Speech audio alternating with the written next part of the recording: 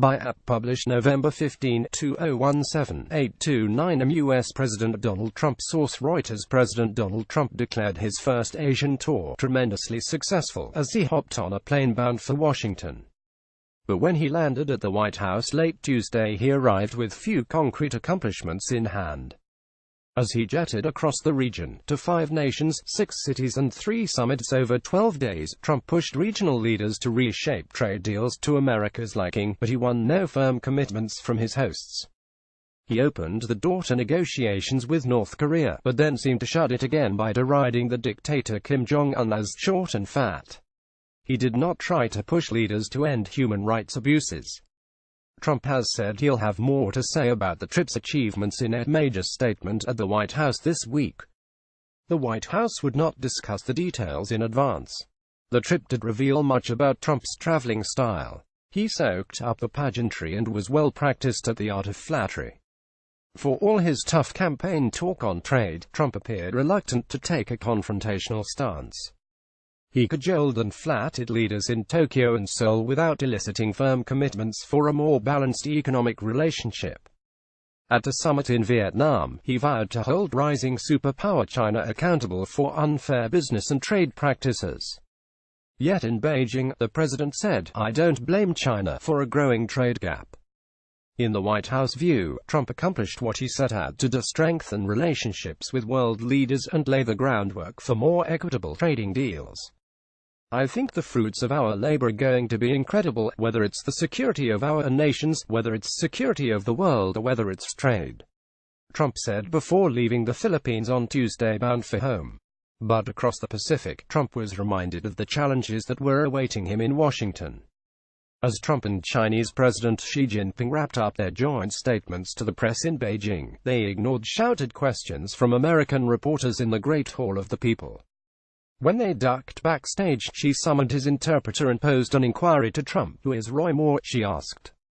That moment, described by 2 White House officials who weren't authorized to speak publicly about private conversations, underscores Trump's domestic challenges.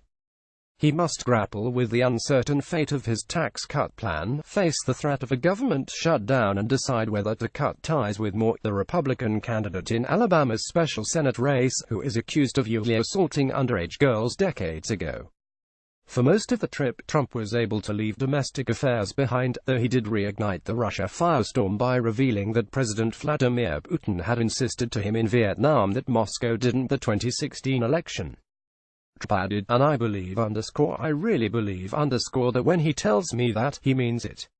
Trump later clarified that he was with the U.S. intelligence agencies that concluded Russia was behind the interference. In Seoul, Trump delivered a sharp warning to North Korea, saying, "Do not underestimate us.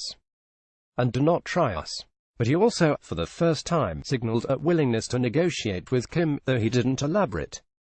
Just as vital as the message Trump delivered to Pyongyang was the one he sent to China, which supplies most of North Korea's economic lifeblood. His message to Beijing: "It's time to do more." At each stop on his trip, Trump both bemoaned the current state of U.S. trade relations in the region and announced new business deals, including more than $250 billion in China.